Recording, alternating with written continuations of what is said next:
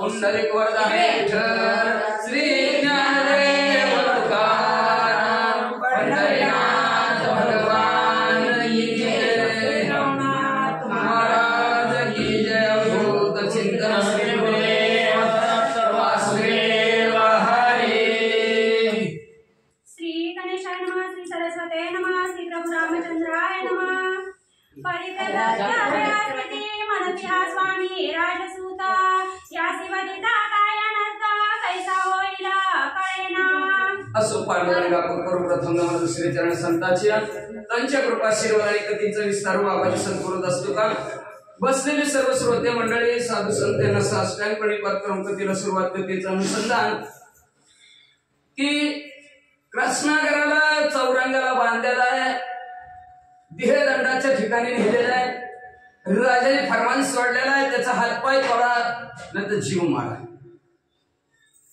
दूत पुन्हा विचारायची महाराज काय करू राजन राजा एकच सांगायचा हातपाय तोडा दूतांनी विचार केला यदा कदाचित आपण थोड्या वेळाने अजून विचारावर राजाचा राग शांत होईल आणि राजाचा राग जर शांत झाला राजा जर म्हणला तुम्हाला काय कळतंय का ना मी राग सांगितलं तुम्हाला अक्कल होते कशाला तुम्ही तोडलं असं जर आपल्याला राजा मिळेल म्हणाला तर भला मोठा अनर्थ होईल काय करू मग दूत पुन्हा पुन्हा येऊन विचारायचे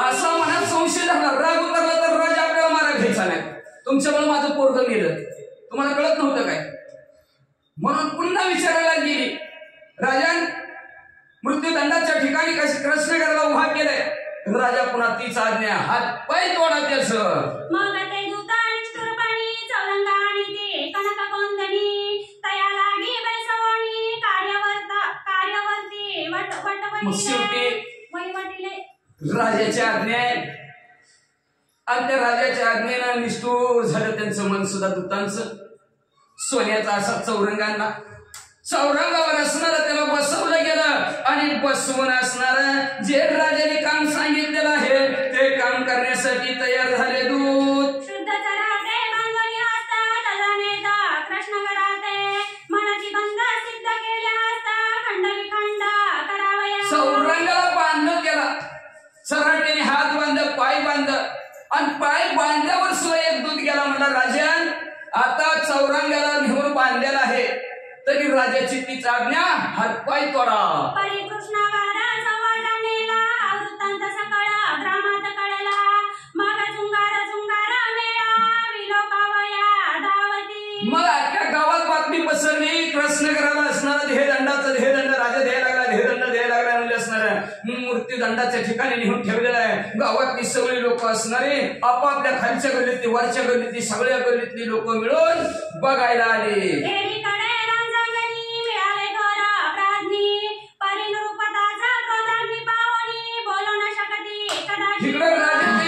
काय पोराला लाव तुम्ही काय कळतंय का नाही म्हणजे असं सोन्यासारखं पोरगण त्याला म्हणजे असणार तुम्ही चौरंगाला बांधून त्याचा हातपाय तोडायला लागला म्हणजे असं भरपूर नेहमी लोक समजावून सांगायला लागले राजाला पण राजाचा राग काय शांत होईना गेला राजा राग तसाच राहिला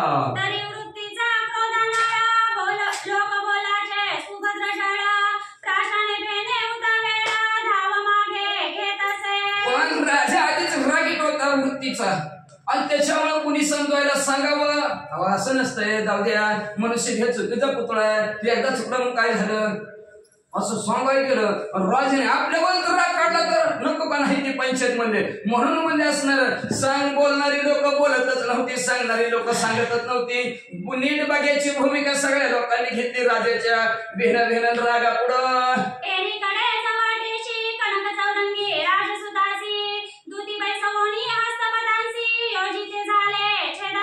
असणाऱ्या त्या बाजारच्या ठिकाणी चौरंगाला कृष्णगराला बांधलेला आहे आणि दूताने हातामध्ये तलवार घेतलेली आहे आणि कापण्यासाठी तयार झाले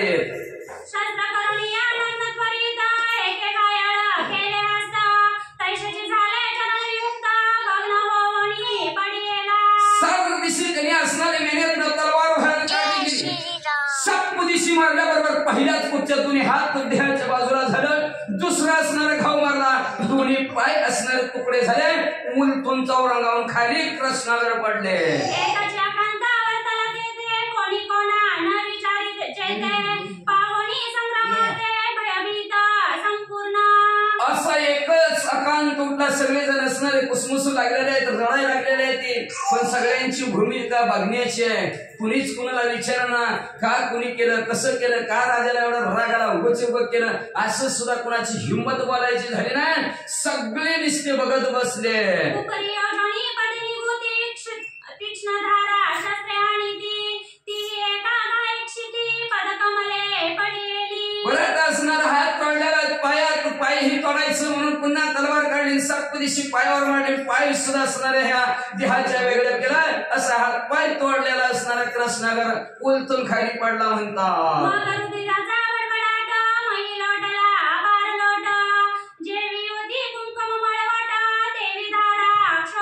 बडबड असं असणाऱ्या हाताच्या ठिकाणातून पायाच्या ठिकाणातून रक्त वाहू लागलं लाल भडक असणारी पृथ्वीवर रक्ताचा पाठ वाहू लागला जणू काही एखाद्या असणाऱ्या सौभाग्यवतीनं स्त्रीनं असणाऱ्या कपाळावर कुंकू लावावा तशा प्रकारे पृथ्वीनं कुंकूच लावलं की काय अशी तिथली जमीन दिसू लागली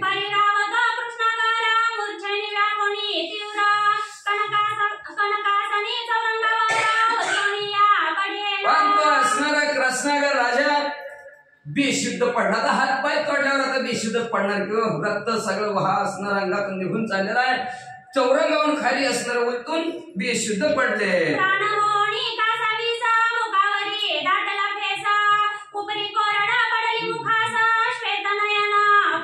प्राण कासावीस झाला गेला तोंडाला कृष्णागर राजाच्या तोंडाला कोरड पडले गेली डोळे पांढरे शुभ्र झाले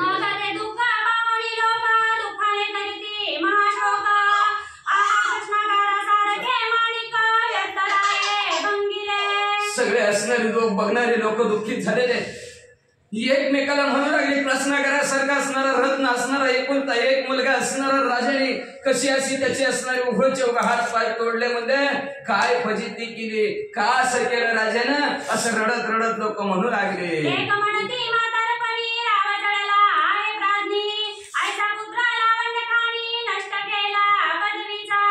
एक म्हणले असणार ह्याचं वय झालीसाठी दात झालं खोबऱ्याची वाटीनं वसवस लागली पाठी मध्ये ह्याला म्हातारपणी चढलं म्हणले ह्याला काय कळणार म्हणजे सोन्यासारखं पोरगा पण सोन्यासारख्या पोराचं म्हणजे हाताखाली आलेल्या पोराचं हिने हात पाय तोडलं म्हाताऱ्याला काय कळतंय का नाही अशी गावातली काही लोक म्हणू लागली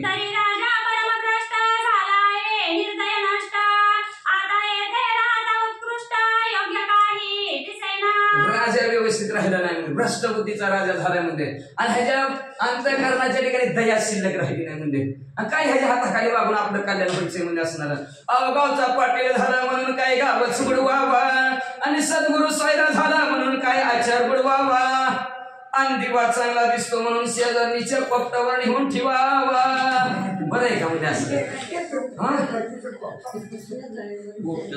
आता संकरी पोपट स्त्रिया काय नेऊन नाही ना तर मग म्हणजे असं कुठं असतं का म्हणजे गावचा राजा भ्रष्ट बुद्धीचा झाला म्हणजे ह्याच्या गावात नाही राहिलेलं बरं गाव सोडून गेलेलं बरं म्हणून एक गाव म्हणजे गावात राहायचंच नको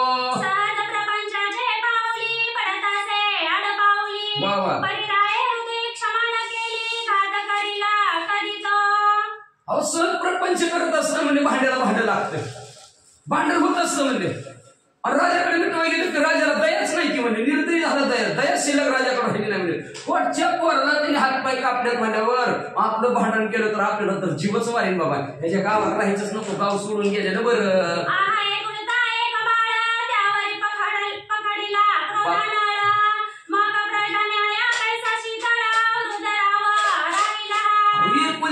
पोरावर त्यांनी एवढा राग काढलाय म्हणजे मग आपल्यासारख्या लोकांचं तर काय म्हणजे कथाय म्हणजे असणार कसा आपल्याविषयी तर थंडगार राजा राहायचा कशी आपल्यावर दया करायचा राजा म्हणजे म्हातारा राजा झालाय म्हणजे आता पहिल्यासारखा राहिला नाही म्हणजे ह्याची असणारी बुद्धी चढली म्हणजे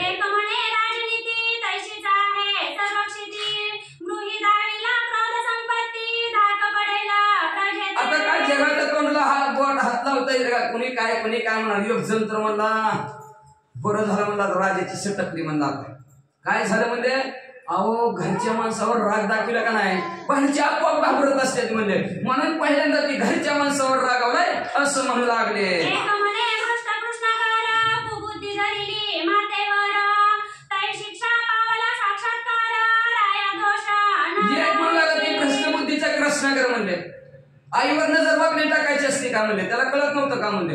बरं झालं राजाने त्याला शिक्षा दिली जागच्या जागेवर शिक्षा दिली म्हणले असली म्हणजे असल्याला मारायलाच पाहिजे म्हणला. हे राजाने त्याला मारलं म्हणून राजाला काही सुद्धा दोष लागणार नाही असं एक एक म्हणायला लागलं. गौपडी काळ्या ग्रासला तरी का मारू नये त्याला तरी रायाने धर्म पाळीला लोक धरिला नाही की. अहो गाईला त्रास देणारा वाघ मग काय त्याला काय सोडून द्यायचं का म्हणजे मारावा की म्हणजे मग तसंही मन सणला त्रास देतो त्रास आईला त्रास दिला म्हणजे मग ह्याला सोडून काय उपयोग आहे म्हणजे मारलाच पाहिजे म्हणजे. राजाने पोटचं पोरगा म्हणून लोक माया सुद्धा अंतःकरणात धरली नाही मारलं की म्हणजे राजाने त्याला सुद्धा असं गावात एक एक माणूस म्हणू लागलं. रुचिक होता दृष्टीयुक्त तरी का करू नये प्राणांत दृष्ट आहे की दुसदुसीत मारू नये की त्याला. अहो म्हणजे असणारा विंचू दिसलाय अनुगच जाऊ द्या जवळ जाऊ द्या इकडून जाऊ द्या. मूळ स्वभाव जाईना निरपटवंत राहीना प्राणी आपला मूळ स्वभाव कधी सोडत नाहीत. माणसं सोडतील विषय सोडा माणसाचा माणसं सरड्यासारखी रंगबद्ध गिरगिट असते. मी कुठं म्हणलं होतं म्हणते की लगेच आहे का नाही पण आपला स्वभाव सोडत नाही असणार. विंचू बघा किती असणार स्पर्श करत जेवढ्या वेळेस स्पर्श करत तेवढ्या वेळेस नांगे मारल्याशी सोडतच नाही. म्हणून विंचू दिसला की त्याला चांगला असो किंवा दुसदुषित असो दुष्ट असो किंवा कसला का असाना नांगीवर दिसली की त्याला मारायलाच पाहिजे. तसं राजाने म्हणजे ही वाईट असो किंवा चांगल्या प्रवृत्तीचा असो वाईट नजर टाकली नाही त्याला मारलाच पाहिजे.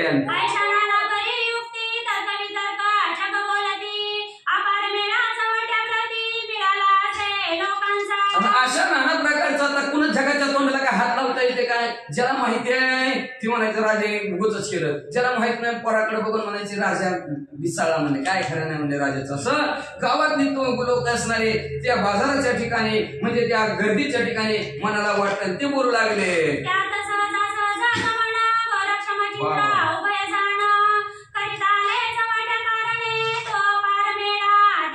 आणि असं सहज असणार तीर्थयात्रा करता करता ह्या कौंडण्यपुराच्या ठिकाणी गोरक्षनाथ आणि मच्छिंद्रनाथांची स्वारी आलेले. आता गर्दी दिसल्यावर माणूस थांबते इच्छी आहे का नाही काय बघून जाऊ भाऊ पुढं साधा गारोड्याचा खेळ असला माकडोळ्याचा खेळ असला तरी बघून पुढे जाऊ म्हणते ती माणसं. मग इथं म्हणजे गर्दी बघितली आणि कसं काय गर्दी झाली म्हणून मच्छिंद्रनाथ आणि गोरक्षनाथ तिथं थांबले म्हणतात. गर्भागिरी पर्वत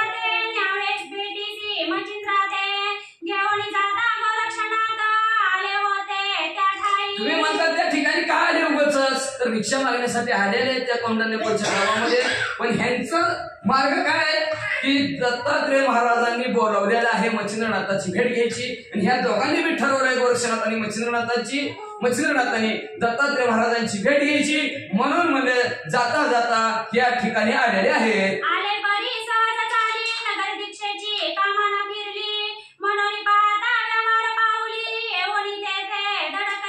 सहज म्हणजे असणारा गाव दिसलं गावात आपली पोटापुरती भिक्षा मागावी म्हणून असणाऱ्या त्या गावात आल्यात. पण आता व्यावहारिक माणसं कसं असते गर्दी दिसली की थांबणार का बाबा गर्दी एवढी स्वस्त आहे काय की माल म्हणजे इथं आहे का ना. मग तशा प्रकारचं म्हणजे असणार काय इथं बघावं म्हणून म्हणजे दोघं थांबलेले आहेत.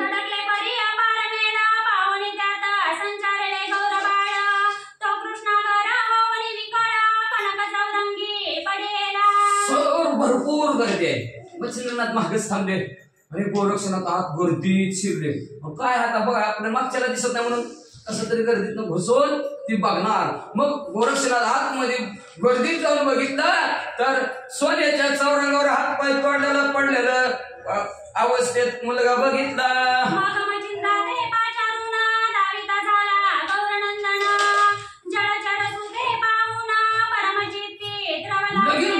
बाहेर गोरक्षनाथ निघले आणि लगेच मच्छिंद्रनाथाच्या जवळ गेले आणि मच्छिंद्रनाथ म्हणले चला चला चला आतमध्ये काय बघा. लगेच मच्छिंद्रनाथ आले तर चौरंगावरून होतं खाली पडलेलं बाळ बघितलं हा करू लागले. अतिशय दुःखित अंतःकरण मच्छिंद्रनाथाचं झालं. पुढे काय करू लागले.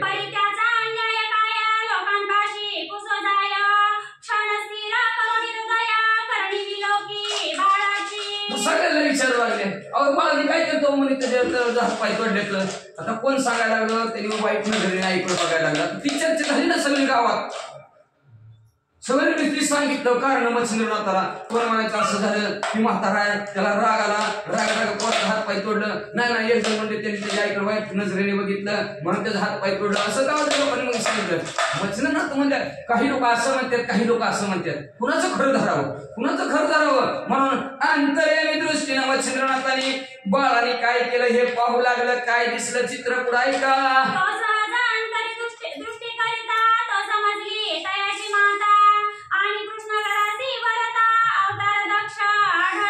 मग सहज अंतर्दृष्टीनं मच्छिंद्रनाथाने बघितलं तर हे कारस्थान त्याच्या आईनं भुजावंतीनं केलेलं मच्छिंद्रनाथासमोर तिचा अख्खा पिक्चरच दिसला काय झालेला मग झाल्याबरोबर मच्छिंद्रनाथ म्हणले बघ बर असू द्या म्हणजे जाऊ द्या मग आता मुलाचं बघितलं मुलाकडे बघितलं तर हा नवनारायणातील म्हणजे असणारा कृष्णनगर अवतारिक पुरुष आहे हे मच्छिंद्रनाथाला दिसलं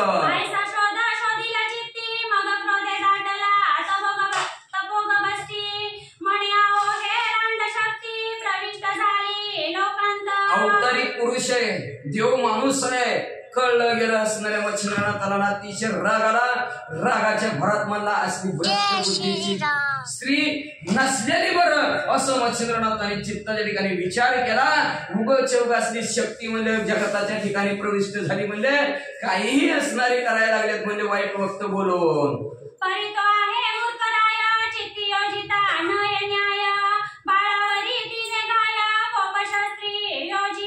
पण जाऊ दे ती स्त्री काय का बोलली असं म्हणले तिचं एक जाऊ दे ती सोडून द्या पण ती राजा तरी होता की म्हणले चांगलं एवढं वय झालं म्हणले त्या राजाला कळत नव्हतं का चूक कुणाचे बघायला काय झालं विचाराय काय झालं बरं बायकोचं ऐकलं मग पोराला विचारत होतं कारण तो पोर असं केलं विचार केलं नाही पुस केलं नाही डायरेक्ट उठला पोराचं म्हणजे हात पाय तोडल्यात कळतं का ना त्या म्हाताऱ्याला असं मच्छिंद्रनाथ म्हणू लागले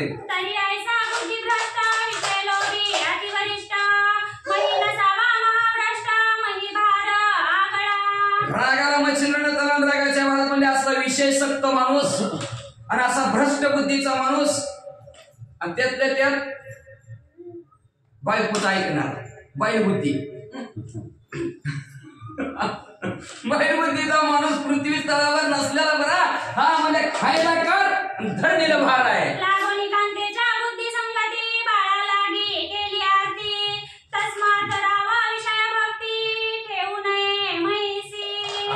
बायकोच्या बुद्धीप्रमाणे वागला का त्याने पोराचा विचार केला नाही त्या राजाने मग म्हणजे जो बुद्धी बायकोच्या बुद्धीच्या संगतीला लागतो एवढंच नाही असणार आणि शेवटी बाळाला संपवतो तशा प्रकारचा राजा पृथ्वी तलावर नसलेला बरा असा विचार मच्छिंद्रनाथांनी केला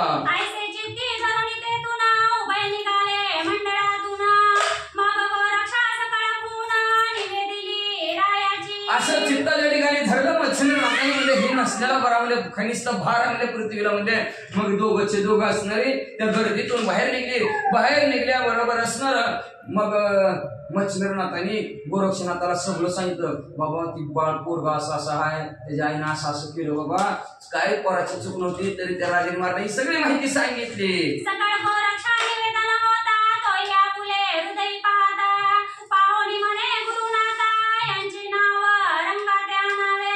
मग गोरक्षनाथ मी म्हणले खरं आहे का खोटं आहे म्हणून त्यांनी अंतर्यामी दृष्टीने बघितलं तर गोरक्षनाथाला ती भ्रष्ट बुद्धीची आईच आहे हे गोरक्षनाथाला कळल्याबरोबर गोरक्षनाथ असणाऱ्या मच्छिंद्रनाथाला म्हणजे आता आपण हेच नाव म्हणजे असणाऱ्या रंगात आणू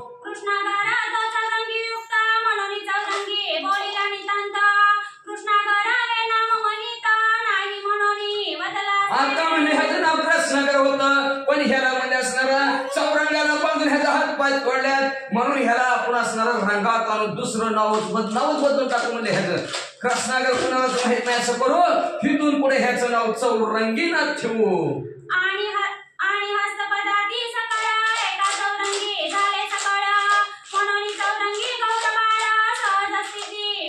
आणि ह्याचा हात आणि पाय चौरंगाला बांधून तोडलेला आहे त्याला चौरंगाला बांधून ठेवलं म्हणून इथून पुढे ह्याला चौरंग म्हणू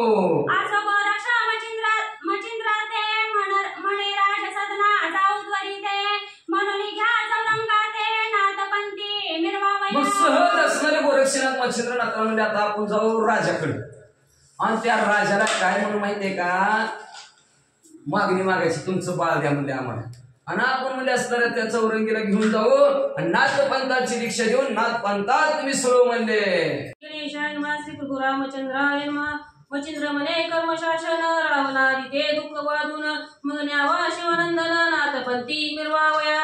मच्छिंद्र म्हणले करून निघू आपण बर का निघू पण आधी राणीला दुःख देऊ राजाला दुःख देऊ म्हणजे आपण आणि मग नाथपंथात असणाऱ्या चौरंगीनाथाला मिसळू असं मच्छिंद्रनाथ गोरक्षनाथांना म्हणले. गोरक्ष म्हणे हो नोयसे नेवादी चौरंगास पूर्णपणे नाथपंथास विद्यावर्ण करावा. गोरक्षनाथ म्हणजे तसं नाही आधी दुःख कशाला असणार आधी कशाला त्यांना दुःखी करायचं आई वडिलांना तरी त्यांना आधी दुःख करायचं नाही आधी आपण चौरंगीनाथाला नेऊ परिपूर्ण विद्याभ्यासात करू आणि मग तयाची हाती रायासी दावावी प्रताप शक्ती आणि त्या राण्येच्या मुंडेप्रती ओपवावे. मग काय करू आपण शिक्षा करायची नाही आपण त्यांना दुःख देण्यात मजा बी नाही काय करायचं परत पिढा पर दुःख पाप झालं ना ती आपल्याला दुसऱ्याला त्रास दिला आणि दुसऱ्याला दुःख दिलं म्हणजे आपल्याला पाप आहे पण आपण कधी इच्छा नाही म्हणजे त्यांच्यात कोणाच्या हातून त्यांना देऊ म्हणजे चौरंगीनाथाला विद्याभ्यासात शास्त्रात प्रवेश करून नाथपंथाची दीक्षा देऊ आणि मग चौरंगीनाथाच्या हातूनच राजाला त्याचा प्रताप शक्ती दाखवू आणि त्या असणारे ती चामुंडाई राहते तिचं नाव भुजावंती त्या भुजावंतीला त्यांची ती काय शिक्षा करते तिचा मालक आपल्याला काय घेणं दे नाही म्हणते. तरी आता उपचार राया करू बागुत्तर मागून घ्या स्नेह परिवार चौरंगा ते महाराजा. मग आता काय करू आपण असणारं सौम्य आपलं शांत बसू म्हणले आणि राजाला म्हणून असणार राजाच्या दरबारात जायचं आणि राजाकडून चौरंगीनाथाला मागून घ्यायचं आणि आपल्या बरोबर घेऊन जायचं असं गोरक्षनाथ मच्छिंद्रनाथाला म्हणतात. मग उभयांता राजा सदनी प्रविष्ट झाले महाराजा. मग गोरक्षनाथ असं म्हणल्याबरोबर मच्छिंद्रनाथ म्हणजे बरोबर तुमच्या म्हणण्यानुसार म्हणजे मग दोघांच्या दोघांमध्ये असणारे राजभवनामध्ये गेले. पुढे धाडूनी द्वाररक्षक श्रुती करविले नाव मिक्की मच्छिंद्र गोरक्ष तपोनायक भेटी महाराजा. मग द्वारपाळ होता आणि त्या द्वारपाळाला सांगितलं जेव्हा राजाला सांगून या की तुमच्या भेटीसाठी तपांमध्ये श्रेष्ठ असणारे गोरक्षनाथ आणि मच्छिंद्रनाथ भेटीसाठी यायला लागलेले आहे. कोणी नाम मनी उचंबळे भावार्थ प्रेम मनात म्हणे योग तुम्र वंद असती हरिहर. राजाने दोघांचं नाव ऐकलं मच्छिंद्रनाथ आणि गोरक्षनाथ अतिशय आनंद झाला राजाला म्हणला जी हरिहरा विष्णू परमात्मा भगवंताला आणि महादेव शिरा वंदनीय असणारे नाथ महाराज आपल्या घराला आलेले आहेत आनंद झाला.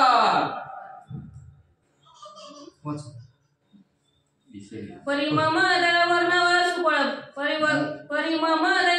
सुफळ बोध मच्छिंद्र कृपेचा ओळव बेग ऐसे मनोनी लागवेग कनक असं खांडे. माग मला लागला असणारा माझा आजाराचं नशीब उजळलं भाग्य उजळलं म्हणजे का मच्छिंद्रनाथ रूपी असणारा मेघ म्हणजे ढग आमच्यावर असणारा अमृताचा वर्षाव करण्यासाठी आलेला आहे कृपेचा पाऊस पडण्यासाठी आलेले आहेत आणि आमची इच्छा पूर्ण करण्यासाठी आलेले आहेत. साधू संत येती घरातोची दिवाळी दसरा अशा प्रकारचा आनंद राजाला झालेला आहे पण आपल्यात तसं नसते संत येती घरा माझा दरवाजा बंद करा तशा प्रकारची परिस्थिती नव्हती म्हणजे असणार आवडीला राजाने म्हणजे असणार महालामध्ये नेलं आणि सोन्याच्या सिंहासनावर मच्छिंद्रनाथाला गोरक्षनाथाला बसवलं. सामोरा होऊन दृष्टी देखता मच्छिंद्र जाती बाळ ठेवून चरणावरती अलिंगित से प्रेमाने आणि सम्यक असणारे मच्छिंद्रनाथ समोर आलेले आहेत. बघितलं गेलं राजाने उठला असणाऱ्या मच्छिंद्रनाथांच्या पाया पडला आणि मच्छिंद्रनाथाने प्रेमाने राजाला आलिंगन दिलं. म्हणे महाराजा अज्ञान गंगा अज्ञानपतिता बोधली गंगा पुळणी धीर पावल्या संगा कुशब्द पापनाशील. असणारे महाराज आज आमचं अज्ञान संपवण्यासाठी कळत नकळत झालेलं असणारं पाप संपवण्यासाठी चालून तुम्ही आमच्या घराला आलेले चालून घराला आलं. देव घ्या कोणी ऐसा आला घर चालून देव तुम्ही आमच्या घराला आला असं म्हणजे असणारे महाराज. तर म्हणजे असणार जे काय वाईट शब्दाने असणार आजपर्यंत जी काय केलेलं पाप आहे ते आज तुमच्या पदस्पर्शाने संपून जाणार. नमिता झाला गोरक्षाप्रती भाळ ठेवणी चरणावरती सभेस्थानी आणले. राजा मच्छिंद्रनाथाला बोलला आणि बोलून मच्छिंद्रनाथ ज्या ठिकाणी सभा असते त्या सभेच्या ठिकाणी मच्छिंद्रनाथाला घेऊन आलेले आहेत आणि पुढे काय करू लागले. सोनी कनकासनी षोडोपचारे पूजले मुनी उपरी उभय सोडून पाणी उभा राहिला सम्मुख. दोघांना बी सोन्याच्या सिंहासनावर मच्छिंद्रनाथाला गोरक्षनाथाला बसवलं. षोडोपचारे त्यांची पूजा केली. पूजा केल्यानंतर राजा हात जोडून समोर उभा राहिला आणि काय म्हणू लागला. अरे महाराजा योग तुम्हा तुमचे चरणी असे मम प्रेमा दर्शन दिले भक्ती उगमा मग भक्ता कारणे. असं म्हणू लागले महाराज. योगामध्ये श्रेष्ठ असणाऱ्या मच्छिंद्रनाथा तुमच्या चरणावर माझं अतिशय प्रेम आहे. बरं झालं तुम्ही आमच्या असणाऱ्या घराकडे आला. धन्य झालो आज आम्ही असणार. का तर आमच्या भक्तीचा उगम झाला म्हणजे भक्तीला सुरुवात झाली. नाहीतर आम्ही अभक्त होतावादी आम्ही भक्तीच करत नव्हतो. म्हणजे भगवंताचं नामस्मरणाचे चिंतन नाही. पण तुम्ही आल्याबरोबर आमच्या भक्तीचा उगम झाला भक्तीला सुरुवात झाली असं तो राजा मच्छिंद्रनाथाला म्हणू लागला. तरी आता कामशक्ती वेद कोणता सांगा ज्योती जय ऋतुकाली धुम्राप्रती फळे येतील तैसेची. मग महाराज आला आमच्या इकडे बरं झालं बरं वाटलं. पण काय इच्छा धरून आला मनात काय इच्छा आहे तुमचे काय कसं काय आज इकडे येणं केलं काय नाही म्हणलं ते काकाच्या वडीत नवनाथ काय म्हणून बरं का. दुसरं काय नाही म्हणले चला म्हणले असणार नाही दिवस झाला असणार श्रावण महिना आहे जाऊ उद्या जाऊ म्हणत असणार आलेलो म्हणजे मग काय इच्छा आहे तुमची म्हणजे असणार आहे काय नाही ती इच्छा खातीर इच्छा पूर्ण करण्यासाठी दुसरं काय नाही. मूलनाथाचं असणारं चरित्र ऐकावं वाचावं ही इच्छा धरून असणार मग म्हणून लागलेलं आहे. तर काय म्हणत असणार आहे जशी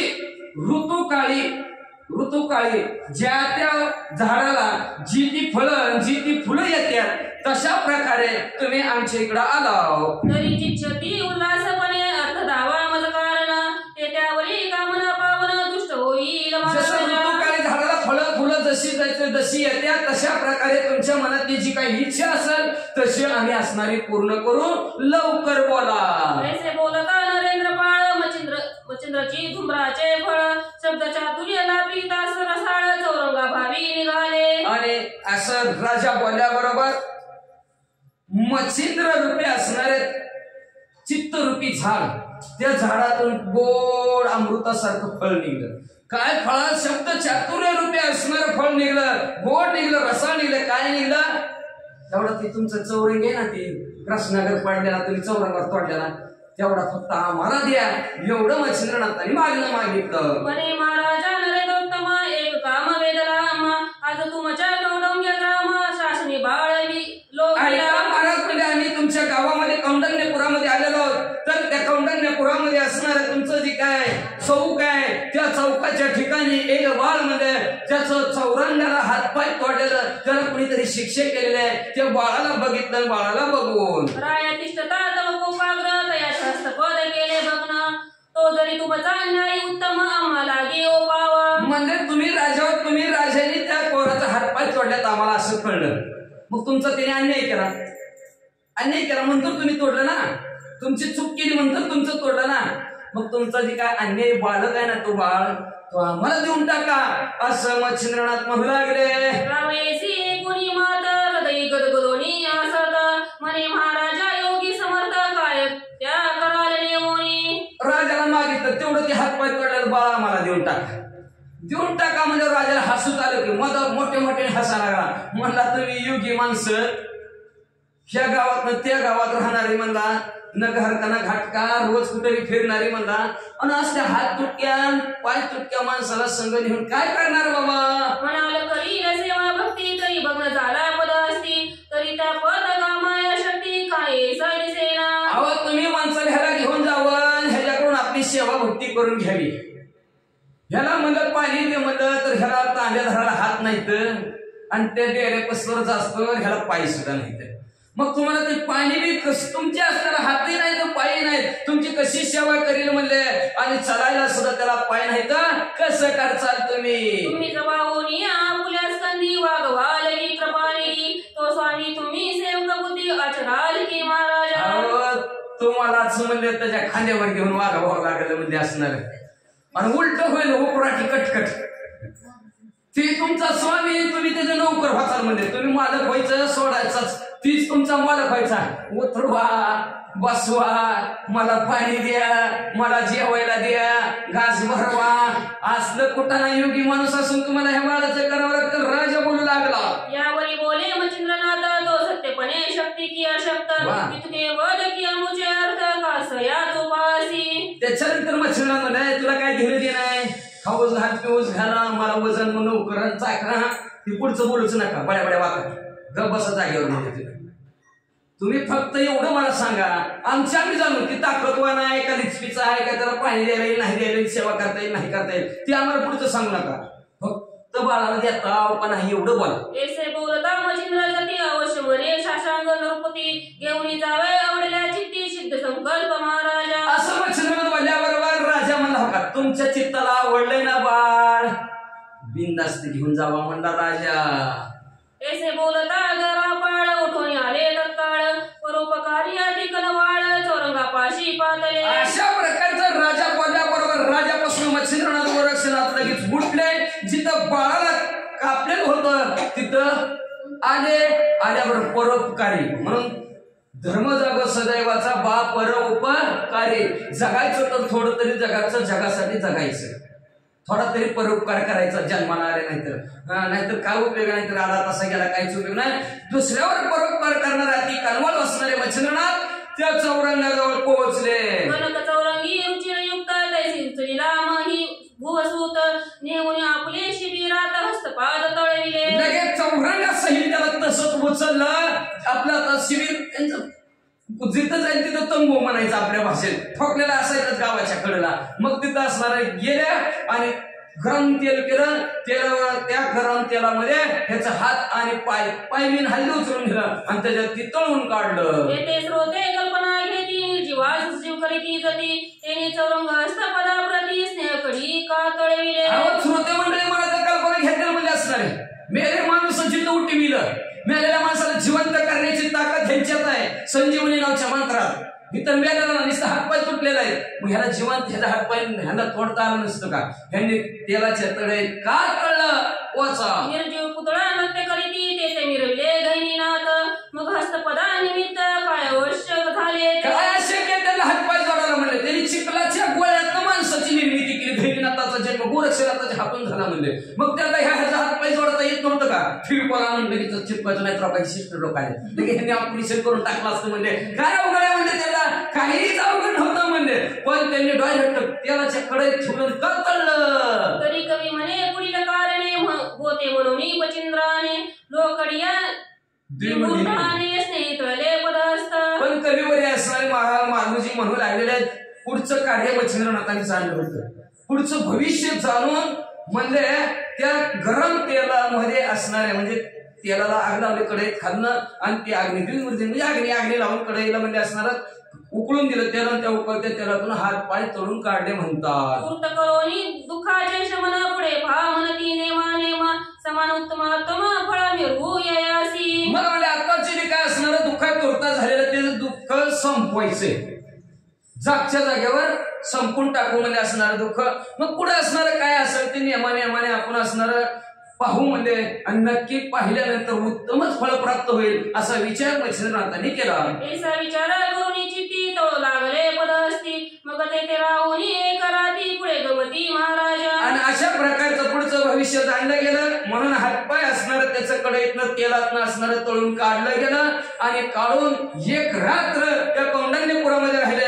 सकाळ उठले आणि निघाले. चौरंगी स्कंदी वाहून मारुक्रमितसे गौरी नंदन, मग ग्राम पाहुणे निघून भद्रिकाश्रमी पातले. मग चौरंगी नाथाला गोरक्षनाथाने आपल्या खांद्यावर घेतलं गेलं. मजल दर मजल मुक्काम करत करत कौंडण्यपुरात ना बद्रिकाश्रमाच्या ठिकाणी पोहोचले. शीघ्र जाऊन शिवालयात भावे वंदिला उमाकांत, उपरी चौरंगाशी ठेवून तेथ काल काल संचरले. लगेच साष्टांग दंडवत घातला गेला आणि चौरंगीनाथाला तिथंच खाली उतरवलं, तिथंच ठेवलं. काननी हिंडता ते पाही तो एक वर दैतीला मही देखता विसरती तया ठाई भुवाग्रहा माझारी. मग मंदिराच्या बाजूला ठेवलं. आता गोरक्षनाथ विचार करू लागले ह्याला ठेवायचं कुठं, म्हणून त्या जंगलामध्ये हिंडायला लागले. हिंडता हिंडता एक गुहा असणारी त्या जंगलामध्ये गोरक्षनाथांना दिसली.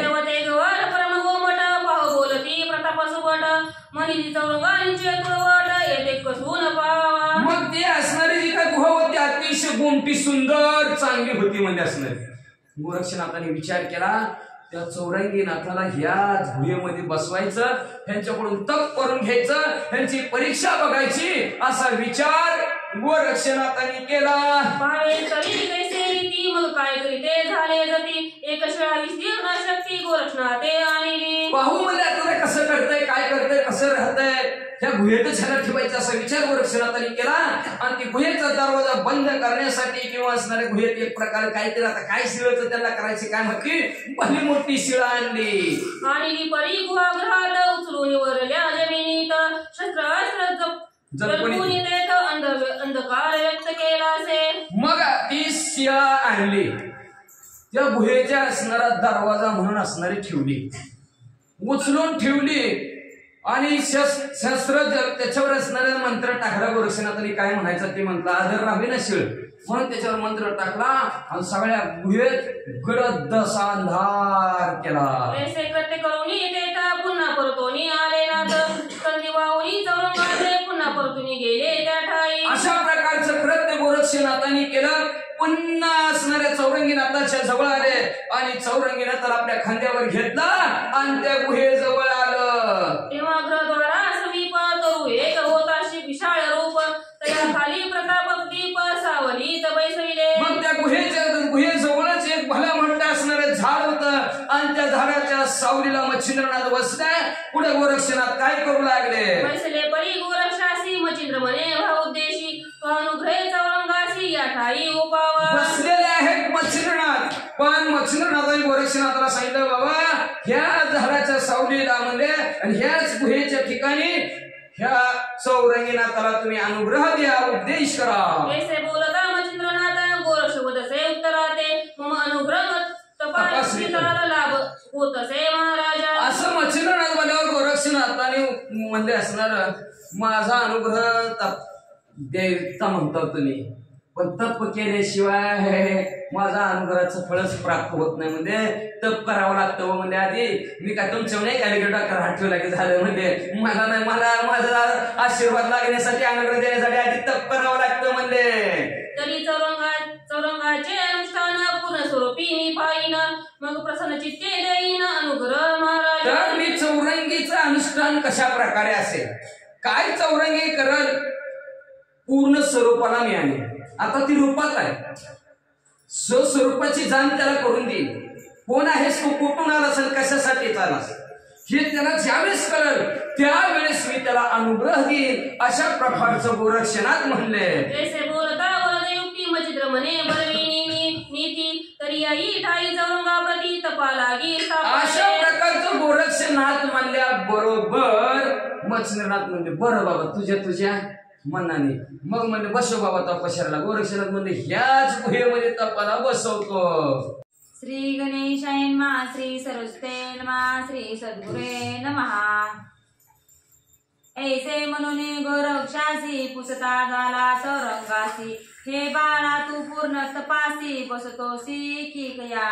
मच्छिंद्रनाथाने सांगितलं हिथंच तपाला बसवा. गोरक्षनाथ म्हणले बरं बरं बरं. गोरक्षनाथ उठले, चौरंगी जवळ आले. अजून चौरंगीच आहे, चौरंगी नाथ नाही बरं का. चौरंगी जवळ आले म्हणजे बाळा बसतो का हिथं तपश्चर्याला, बसतो का म्हणल्या बरोबर काय म्हणतात ऐका. यावरी बोले चौरंगनाथ मी मान्य तुमचे कर्तव्यात जे ते ठेवाल राहीन ते तर सांगाल करीन. यावर चौरंगीनाथ म्हणू लागले मला मान्य आहे म्हणजे तुम्ही म्हणताल तसं. तुम्ही जिथं बस म्हणताल तिथं बसणार, तुम्ही उठ म्हणाल तिथनं उठणार, तुम्ही म्हणताल तसं. परी एक मागणी आहे ते तुम्ही जावे कोण्या देशाते परी प्रतिदिनी माझा हेत कृमदृष्टी रक्षावा. पण माझं असणारी एक माग नाही तुमच्याकडं. तुम्ही कुठल्याही देशात जावा फिरायला, मला इथं तपस्याला 12 वर्षाचा नियम करून जावा, तुम्ही कुठेही फिरा, पण तुमच्या चित्ताच्या ठिकाणी माझं ध्यान असू दे की बाबा आपण तिथं चौरंगीला ठेवलंय तपाला, नाहीतर जायचा विसरून तुम्ही तिकडे विसरला की मी इकडे घासायचं. ऐका नाही, अवघड परिस्थिती होती. विसरून नका मला म्हणलं, जसं म्हणलं असणार क्रमदृष्टीनं पहा माझ्याकडं. कृमीदृष्टी असणाऱ्या जी काय कासव असतं, कुर्मदृष्टी म्हणजे कासवासारखं पहा. काय होत असतं माहितीये का, कासवाने कासवाच्या पिल्याकडे बघितलं की पोट भरतं त्यांचं आपोआप. आणि ज्या दिवशी कासव आपल्या पिल्याकडे बघत नाही त्या दिवशी त्याचं पोटच भरत नाही, त्या दिवशी उपासच असतं. आपल्यासारखं स्तनपान कासवामध्ये नाही. कासवाने त्या पिल्लाकडे बघितलं की पोट भरलं जातं. तसं तुम्ही कुठून बी माझ्याकडे फक्त चित्ताच्या ठिकाणी चौरंगीला हित बसवलं, फक्त माझ्याकडे ध्यान असू द्या, माझं हित कल्याण झालं म्हणून समजा, असं चौरंगीनाथ म्हणतात. इतके माते दिदल्या तान सकळात माझे कल्याण दिवसाने दिवस माझे स्मरण तव धवलारी पाय. जेवढंच माझं मागणं प्रतिदिनी प्रत्येक दिवशी माझं स्मरण तुम्हाला राहू द्या, आठवण माझी राहू द्या, आठवण राहू द्या. तुम्ही जर माझी जर आठवण ठेवली ना तर फार बरं होईल. मला एवढंच दान द्या, काही सुद्धा दान मला नको, असं चौरंगीनाथ गोरक्षनाथ म्हणतात. तुम्हासे होता माझे स्मरण त्या कृपे होईल माझे पोषण जैसे कुर्मदृष्टी करून बाळा लागी पोषित असे. अहो तुम्हाला माझं ध्यान झालं तिकडं की माझं इकडं पोट भरण्यासारखं होईल, माझं पालन पोषण होईल. जसं म्हणजे कासवाने पिल्लाकडे बघितल्यानंतर पिल्लाचं पोट भरतं, तसं तुम्ही नुसतं माझं ध्यान केलं तरी पोट भरतं. ऐसे बोलता चौरंगनाथ उभय झाले तोषवंत मग उचलवणे गृहात चौरंगी ते ठेवी. अशा प्रकारचं चौरंगीनाथ बोलल्या बरोबर लगेच गोरक्षनाथाने चौरंगीनाथाला उचललं आणि त्या अंधाऱ्या गडद अंधार होता आणि त्या खोलीत निघून ठेवलं. केळे परी त्यास सांगती बारे ऊर्ध करी का दृष्टी प्रती शिळा सुतक दिसे शिती पडेल वरती तुझ राया. ठेवलं, बसवलं मांडे खाली, त्याला सांगितलं वर शिळा आहे बरं का, आणि ती ढिले आहे म्हणले, जरा आदर आहे आदर. सारखं ते शिळाकडे बघ, चुकून कधी जर डोक्यात पडली तर जागेवर मरशील म्हणून सारखं लक्ष शिळाकडे राहू दे. परी आपले प्रसादे करून तू ते देतो एक वरदान दृष्टी याजवरून काढू नको कदापि. म्हणून तुला जाता जाता माझा प्रसाद देतो, सांगतो बाबा ती शिळ सारखी डगमगते निसत्य झालेली, म्हणून त्या शिळेकडे सारखं बघत राहून दे. का जर वर्ण जर सुटली आणि असं करोस तर टांगतीशी जर डोक्यात जर पडली, जरी दृष्टी किंचित चुकुर होता पडेल अंगावर, प्राण सोडून जाशील शरीर चूर्ण होशील रांगोळी. जरा जर नजर चुकली, नजर हटली, दुर्घटना घडली. नजर हटली की दुर्घटना झाल्याशिवाय राहत नाही, म्हणून नजर हटवू नको बाळा तुझी. त्याच्यावर नजर जर हटली आणि शिळा जर पडल्याबरोबर तुझ्या ध्यातनं तुला प्राण सोडून जाईल आणि तुझी रांगोळच होईल बघ बाळा. दृष्टी काढू नको शिळेवरची. मग पुढील कार्य साधेपर्यंत सकळ राहिले नरदेहात तरी जतन करून शरीरात हिता फुले जोडी का. आपलं पुढचं कार्य साधेपर्यंत ज्याच्यासाठी आला हो ते कार्य करेपर्यंत नरदेहाला सांभाळलं पाहिजे, नाहीतर आला तसा गेला काय उपयोग नाही असणार. ही सर्व असणारा नरदेहात जोपर्यंत आहे, शरीर आहे, तोपर्यंतच आपलं हित आहे. का तर ह्याच देही गडे देवाचे भजन आणि हे ज्ञान नाही कुठे. फक्त ह्या देहाला आल्यानंतर देवाचं भजन करा, नामस्मरण करा, चिंतन करा, मोक्षाला जाऊ. बाकीचं ध्यान कुणाकडेच नाही, ज्ञान कुणाकडेच नाही. म्हणून जोपर्यंत शरीर आहे तोपर्यंत हित ते करावे देवाचे चिंतन. मग एक मंत्र सांगून काणी मने करी याची सदा गोकणी येण्याची सर्व तपा लागुनी प्राप्त होशील पाडसा. मग आपलं हित करून घ्या म्हणल्याबरोबर कानात एक असणारा मंत्र सांगितला, श्रीराम जय राम जय जय राम. हा मंत्र असणाऱ्या कानामध्ये सांगितलं, ह्याचा जप करत राहा म्हणजे तुझं तप पूर्ण होईल. मग गोरक्ष जाऊन उत्तम फळाते तया सामोरे आणून ठेवीत हा म्हणे हे फळ भूषिणी निश्चिते पूर्ण तपाचरिका मग गोरक्षनाथाने उत्तम असणारं फळ त्याच्याजवळ आणून ठेवली आणि मध्ये चौरंगनाथा भूक लागली की असणारी फळं खायची आणि तपश्चर्या पूर्ण करायची. परी आणि कराया तू ते दृष्टी रक्षावी जीवितवी निमित्ते मंत्र जपावा तपोअर्थ फळे भक्षावी एकाच वेळेस तिने बी काम करायचे बघ रे बाबा. जीव राखायचाय, जीव सांभाळायचाय, म्हणून शिळावर लक्ष द्यायचंय, तप करायचंय 12 वर्षाचं, म्हणून श्रीराम जय राम जय जय राम मुखाने म्हणायचंय. 2 कामं झाली. आणि 3रं काम काय बाळा, भूक लागली की ही फळं खायची. अशी 3 कामं गोरक्षनाथांनी सांगितली. ऐसी त्रिविद्या गोष्टी तू ते सांगितली परी रक्षी जीविते तो आम्हा लवकरी करून तीर्थार्थ तुझ पासी घेऊ. अशा प्रकारच्या 3 गोष्टी तुला सांगितलेल्या आहेत. व्यवस्थित त्या गोष्टी असणाऱ्या पाळकर रक्षण जीवाचं कर्मले आम्ही असणार तीर्थयात्रा करायला चाललेलो. लवकरात लवकर तुझ्या जवळ माघारी येतो. तोपर्यंत ह्या 3 गोष्टीला विसरू नको रे बाळा. ऐसे सांगुनी चौरंगासी बाहेर निघे गोरक्षेसी शिळा लावणे गुहाद्वारासी बंधन केले दृष्टी. अशा प्रकारचं चौरंगी नाथाला गोरक्षनाथांनी सांगितलं. त्या गुहेच्या बाहेर गोरक्षनाथ आलेले आहेत. लगेच ती मगाशी आणलेली शिळा दरवाजा म्हणून गुहेला लावली. दरवाजा गुहा बंद केली. या उपराती तपाचार शक्ती चामुंडा स्मरण लावणी चित्ती तव त्या स्मरता येऊनी शिती गोरक्षा ते लगेच असणार तिथं तपश्चर्या आतमध्ये चौरंगीनाथ बसलेले आहेत. गोरक्षनाथांनी भस्माची मुठी काढली आणि भस्माची मुठीवर म्हणजे चामुंडाचा मंत्र टाकला. लगेच कोटी चामुंडा हजर समोर गोरक्षनाथाच्या वर हात जोडून काय म्हणतात, म्हणती महाराजा योग्योत्तमा कामना उद्देली कोण तुम्हा तैसाची अर्थ सांगून आम्हा स्वतः लागी. महाराज मला आम्हाला कशासाठी बोलवलेलं म्हणजे काय इच्छा आहे, काय काम आहे म्हणजे लवकरात लवकर सांगा. तुमचा स्वार्थ साधून घ्या. अशा चामुंडा म्हणू लागल्या. फेरी म्हणे ओ शुभानंदी मम प्राण आहे या स्थानी तरी तयाचे शुद्धे लागुनी नित्य फळे. ऐका शुभानंदी म्हणजे चामुंडांनो, ह्या गुहेमध्ये माझा जीव की प्राण आहे, माझा प्राण आहे. तर ह्या प्राणाचं रक्षण करण्यासाठी आणि त्याची भूक भागवण्यासाठी तुम्ही म्हणजे ह्या वनातून रोज फळं आणून द्या. आणि आणावी परी गुप्तार्थ फळे ठेवावी त्या नकळत शिळे उचलून जावे त्वरित नित्य फळे ओपावी. तुम्हाला सांगतो त्या माणसाला न कळता गपचीप यायचं नाही तर आपल्या हाय आला पाय किती दाना जेवण पत्र हातात एवढं दाना आणून देते. आणि म्हणलं की गपचीप जायचं, गपचीप दरवाजा उघडायचा, गपशिळा काढायची, फळं ठेवायची, गपचीप निघून जायचं. असं रोज काम करायचं. ऐसे सांगुनी चामुंडेची चालते झाले तीर्थवासी सहज चाली चालता म्हैसी गिरनार पर्वती पोहोचले. अशा प्रकारचं असणारा चामुंड्याला गोरक्षनाथांनी सांगितलं गेलं. मग चिंद्रनाथाला बरोबर घेतलं. मजल करत मुक्काम करत गिरनार पर्वतावर दत्तात्रय महाराजांच्या दर्शनाला पोहोचले.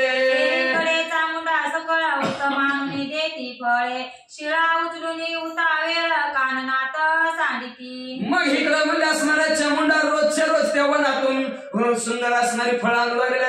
हळू दरवाजा उघडायचा, आतमध्ये फळं टाकलायचं, बाहेर निघून जायचं. सांडिती परी कैसे रीती गुप्त सेवा करून जाती परी चौरंगी माझती शिळा बळे दाटला. मग बघा सोडायला लागले ती फळं गपचीप आणून द्यायची. सेवा गुप्त सेवा करू लागले. आपल्या नाव पुकारून दोनदा पुकारून आहे का नाही. काय सेवा गपचीप सेवा काय असते त्याला म्हणायचं गुप्त सेवा. बरं का गपचीप नाताला कळत असेल की महाराजांना कळत असेल सेवा केलेली. गपचीप सेवा असणारी करू लागल्यात. आपलं नाही नाव लौकिकासाठी सगळं चाललं, नाव बाबा म्हणून चाललंय. नाही तसं नाही पाहिजे, कळलं नाही पाहिजे असणार कुणाला. गपचीप असणार रोज फळं आणून देऊ लागलेलं आहे. आणि देता ती आणून देत आहेत. पण शिळेच्या भीतीनं चौरंगीनाथाचं लक्ष फक्त शिळेवर. मनात म्हणे गुरु वचन की शिळा घेईल तुझा प्राण म्हणून दृष्टी या कारण अखंडित रक्षावे. म्हणजे गुरुनं सांगितलंय शिळेवर लक्ष ठेव. शिळ निसटती आहे आणि शिळ जर निसटली डोक्यात पडली तर मरशील बाबा असं गुरुनं सांगून ठेवलंय. म्हणून सारखं लक्ष शिळेवर. भावना चित्ती दृष्टी ठेवी शिळे प्रति मुखी नाम मंत्र युक्ती आराधित सर्वदा. मनाखंड असणारी आपली दृष्टी त्यांनी शिळेवर ठेवलेली आहे. सीळ सुटली की संपलाय. बघा काय असणार बघा, म्हणून असणार शिळेला फार महत्व आहे. म्हणून सील कधी माणसाने ऐकून सील कधी सोडू नये. वागणूक आचार बिघडला, विचार बदलतात आणि विचार बदललं की आचार बदलतो. म्हणून सगळं बिघडलं जातं. म्हणून सील असणारं लक्षात ठेवायचं. एकच असणारं लक्ष आहे, शिळेकड लक्ष आहे, मुखाने असणारं मंत्र आहे. आणि अशा प्रकारची आराधना चौरंगीनाथ करत बसलेले आहेत. श्री गणेशाय नमः, श्री सरस्वते नमः, श्री सद्गुरुभ्यो नमः. परी त्या शिळेच्या भये करून खाऊ विसरला फळा कारण किंचित वायूचे होता गमन तोची आहार करीत असे. एवढं लक्ष शिळेकडे दिलं. आपल्या ध्येयापर्यंत पोहोचायचंय तर लक्ष पाहिजे व्यवस्थित. ड्रायव्हर गाडीत आहे, ड्रायव्हरचं लक्ष जर विचलित झालं, ड्रायव्हरचं लक्ष जर विचलित झालं तर कसं काय मग खेळ संपला. ड्रायव्हर सहित सगळ्याचा खेळ संपला जातो. म्हणून असणार त्या शिळेच्या भेदिन्यामध्ये असणार फळ खायचे असणारे विसरलेले आणि फळ खायचे विसरले. किंचित थोडासा वारा त्या फटीतून येत होता, तेवढाच वारा असणार आतमध्ये आणि त्याच्यावरच तोच आहार म्हणून असणार खाऊ म्हणजे आहार म्हणजे जेवण म्हणजे असणार पालन पोषण पोटाचं तेवढंच म्हणून गोरक्षनाथ राहू लागले, चौरंगीनाथ राहू लागले. शिळेवरती सदा दृष्टी पर्य उर्ध्व भाग्यो पिली दृष्टी अंग हलवे ना मई पाठी अर्थ काही चालेना. शिळेवर सारखं दृष्टी ठेवलेली, सारखं शिळेकडेच बघत आहेत. वर ठेवलेले अंग हलवायचं म्हटलं तर हाला नाही गेलं.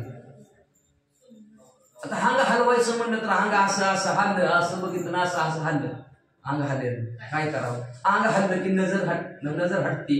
काय करावं? जागच्या जागेवर अंग सुद्धा हलती नात.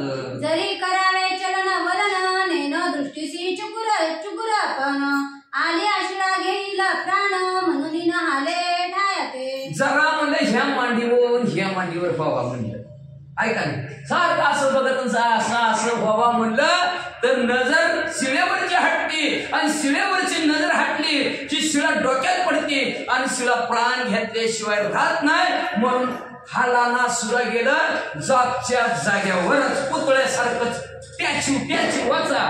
फळे जरी चाचपुनी घ्यावे हाती नेनो तिकडे जायावची ती चित्त गेल्या इंद्रिये समजती तया मागे धावती. आता समजा असं वर दृष्टी आहे आणि फळ असं चापसून घ्यायचं. आता फळ असं चापसून घ्यायचं म्हणजे की चित्त कुठं जाते? गेलं ना फळाकडे चित्त. मग गेलं ना सिद्धीकडचं तिकडं मग हातात येते कसंही ना हातात कसंही ना हातात ऐका ना कस काय हातात येणं म्हणलं की लक्ष तिकडचं गेलं, लक्ष इकडं जातं. का चित्त कधी ऐशी धावा धाव. चित्त ज्या ठिकाणी जातं तसं इंद्रिय सगळं चित्ताच्या मागे जातं. सगळ्याला वाटतं चित्त. तुम्ही म्हणतो कसं आता मनाला वाटलं काय पडतात काय किंवा तिकडं बाहेर मन गेलं की इंद्रिय म्हणते चला पाहिजे ना तिकडं, चला पाहिजे ना हाताने म्हणतात चला तिकडं. काय ऍडव्हर्टाईज नाही ना काय नाही सारखं ही दोघं बडबड.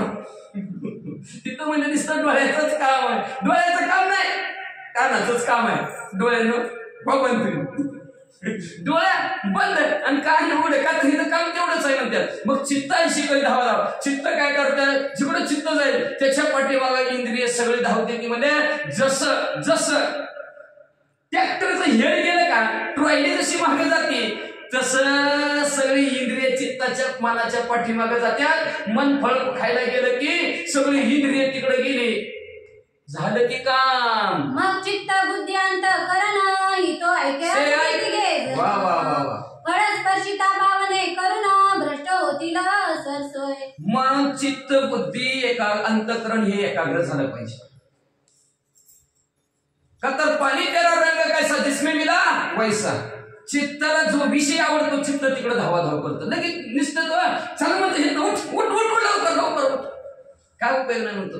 लगेच चित्त लगेच इंद्रिय लगेच त्याच्या पाठीमाग पाय लगेच चालायला लागतात, हात लगेच डोळे लगेच निघतात म्हणजे असणार. मग ह्या तिघांना जर एकाग्र करून जर असणार आपण जर बसलो एक करून तर फळस्पर्शिता येत नाही, खायलाच येत नाही. ती का तर घ्यायला गेलो फळ तर दृष्टी भ्रष्ट होती आणि शिळ डोक्यात पडती. मग मंत्र रूपे स्मरण शक्ती अबुद्ध करीला माझी मती म्हणून सांडले फळ प्राप्ती योगाहुनी लक्षित असे.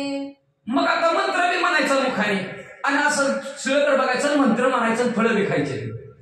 आता असं चापसायला लागलं कुठं गेलं राम राम तर राहिलंच म्हणायचं पुन्हा. कुठं गेलं कसं येईना कसं येईना राम राम राम राम राम राम. मग फळ खायला गेलं की खाताना राम राम विसरल की. मग ती तरी विसरायचं तर तुम्ही सोडूनच द्या. पण बुद्धी फळ हुडकण्याकडे जाईल. फळ शोधण्याकडे फळ शोधण्याकडे जर बुद्धी गेली तर काय उपयोग राहिला मग म्हणजे असणार. वाचा बरळ होती का तर काय म्हणते काय ह्याला काय गुडघ्यात निद्र आहे का. मी तर म्हणजेच बुद्धी आहे ह्याला काय कळतच नाही म्हणल्याला. किती सांगितलं तर माणसं कळतच नाही का तर तुझ्या बुद्धीत वेगळे विचार असतात. का तर अनेक बुद्धीचे तर क्षणोक्षणी पाळतात ते रंग जाऊ जाऊ धरुदाता संग तो होया बाद घडलं. जेव्हा जेव्हा बुद्धीच्या संख्येनं लागेल तेव्हा तेव्हा बाधा आल्याशिवाय राहतच नाही. फक्त एकच करावं लागतं. काय करावं लागेल तेव्हा बुद्धी स्थिर. बुद्धीचे वैभव अन्य नाही तुझे एका केशवराजे सफल सिद्धी. बुद्धीचं वैभव एकच आहे भगवंत आणि त्या भगवंताचं चिंतन बुद्धीच्या ठिकाणी जर केलं तर सध्या काळात सर्व साध्य होतं सिद्धी प्राप्त होत्यात. पण हित म्हणजे असणारी बुद्धीच फळ खाण्याकडे गेली. मग जीभ चाचणी जाईल. मग जीभीला जी राम राम म्हणायचे ना ती जीभ आमची याम यामच म्हणेन म्हणले. वाचा ऐसी उभयता कांचनी करुण आटत चालले रुधिर प्राण परित्या रुधिर मांस भक्षुन आटत आहे तव सत्य. अशा प्रकारे असणारी चाचणीच लागली. शिव पडती काय की राम राम सोडायचंच नाही. ह्या दोन्ही कार्यामुळे म्हणजे असणार खायचं विसरल्यामुळे सगळं मांस रक्त आटत आटत आटत असणार शरीरातलं चाललं म्हणले. रुधिरा मांसा लागुनी भक्षित भक्षुनी उदकमय करीत शेवटी चित्तासी हरित भक्षिण करीत असे. एक असणार एक पंचमहाभूत दुसऱ्याला असणार गिळत एकमेकाला संपवत चाललेलं असतं. त्याच्यातलं जे काय रक्त आहे ते मासाला संपवतं. मांस म्हणजे असणार सर्व पाणीमय करून उदक पाणीमय असणार सर्व रक्त करून टाकतं. शेवटी चित्ताला सुद्धा संपवून टाकतं. अशा प्रकारे एकमेकाला संपवत चालतात. चित्ता आटिले सकळ रुधिर पै शरीर उरले असती पंजर वरी उगवली त्वचा त्यावर गवसनी परी विराजे. मग म्हणजे असणार चित्ताने सर्व असणार चित्ताच्या रक्त संपून टाकलं. रक्त संपलं निस्त असणारे हाड आणि त्वचाच राहिली वाळलेल्या लाकडासारखं असणारे चौरंगीना दिसू लागले. जोवरी शरीर असे प्राण तोवरी अस्तित्वाच्या प्राण प्राण भंगल्या भंग जाण सर्वत्रासी माई. जोपर्यंत शरीरात प्राण आहे तोवरच हाड त्वचा टवटवीत श्वासोश्वास चालतं सगळ्याला माहिती आहे. आणि प्राण निघून गेला की नाव सुद्धा बदलतं का नाही माणसाचं. काय म्हणते वाचा नाडी त्वचा असती चौरंगी उतरल्या देहा प्रती सूक्ष्म शरीर आपण भूती त्रासून या बळाले. मग फक्त असणाऱ्या नाडी आणि हाडच उरली म्हणजे असणाऱ्या चौरंगीच्या देहाप्रती म्हणजे असणार मग असणारं सूक्ष्म शरीर झालं. हे स्थूल देह आता आपलं स्थूल देह आता आणि ही स्थूल देह संपलाच त्यांचा. सूक्ष्म शरीर झालं अतिशय सूक्ष्म. हे जे काय पंचमहाभूत आहेत त्रास निघून गेले. काय तर काय खायलाच मिळालं म्हणजे सगळं संपलं ह्याच्या शरीरात काहीच राहिलं नाही म्हणजे असणार. निघून गेले त्रासून म्हणजे असणार. मग सूक्ष्म शरीर राहिलं आणि सूक्ष्म घाबरून सर्वचे सर्व असणार रक्त मांस असणार काय असणार ते पळून गेले. मग तो देह काष्टा समान बोल रहित चलन वलन हीन ऐसे पाहुनी बाळ ताणे वारुळावरी रचे. मग वाळलेल्या लाकडासारखं धेर झाला आणि जागचा हाला नाही आणि काहीच नाही. हाललं फिरलं तर जरा म्हणजे असणार माणूस काहीतरी बघतोय. आता हालानाच गेलं की मग चिड्या मुंग्या लागल्याशिवाय राहत नाही त्या. मग ती या अंगावर ह्या त्या अंगावर बी नाही काहीच नाही जागच्या जागेवर तसंच.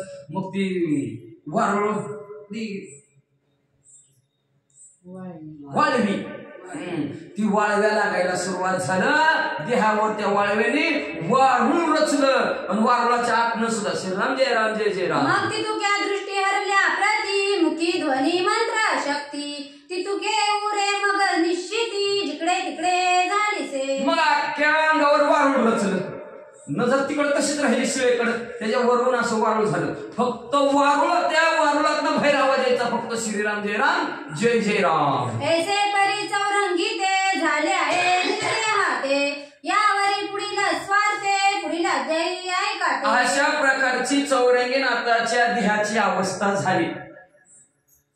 ठाईचं बैसोली करा एकचित्त आनंद अरे आळ वा वा आहे का नाही अवघड आहे काय कसं व्हायचं वारं रचस तर कवा व्हायचं आपल्या अंगावर वारून रचस तर भगवंताचं नामस्मरण आहे इथं एक दिवस करा म्हणलं तरी किती वाजले बघा झाला हे निघा ऐका नाही अशा परिस्थिती आहे एवढं असणार काम करावं लागणार आहे जोपर्यंत शरीरात प्राण आहे तोपर्यंत भगवंताचं नामस्मरण सोडलं वारू अंगावर चढलं तरी असणार भगवंताचं नामस्मरण सोडलं नाही म्हणजे आता पुढे काय झालं पुढच्या अध्यायात आहे का म्हणतात तरी हा ग्रंथ नवरत्नहार आणि वैडूर्य स्वतेजा पार तुम्हा श्रुती शृंगार धुंडी सुत तरी हा ग्रंथ असणारा नवरश्रुती हार आहे तर हार मध्ये असणारा वैडूर्यवंत मानाने असणारा ते वैडूर्य म्हणण्यासारखा तेजस्वी आहे आणि हा तेजस्वी हार मध्ये असणाऱ्या श्रोते मंडळी शोभून दिसावं म्हणून असणाऱ्या श्रोते मंडळींसाठी असणारा हा नवरसांचा आणि वैडूर्याचा मण्याचा हार तयार केलेला आहे तरी सर्वांनी असणारा अंगात परिधान करून कानाने परिधान करून अतिशय आपलं शरीर पवित्र करावं पावन करावं असं ग्रंथकर्ते श्रोते मंडळीला विनंती करतात नरहरी वंश मालुते मालू नरहरीचा शरणागत तो हा भक्तिपूर्वक ग्रंथ श्रुती याते नरहरी वंशातील असणारे धुंडीचा मुलगा मालू ते मालू असणारे आपल्या सद्गुरू नरहरी स्वामीला शरण जातात आणि शरण जाऊन म्हणतात भक्तिपूर्वक अंतःकरणाने हे ग्रंथ आम्ही श्रोते मंडळीसाठी तयार केलेला आहे म्हणतात स्वस्ती श्री भक्ती कथा सार संमत गोरक्ष काव्य किमी आगार सदा परिस्वत श्रोते चतुर एकत्रिश अध्याय गोडा श्रीकृष्ण रामस्तु शिव भगवंतो पुंडरीकाय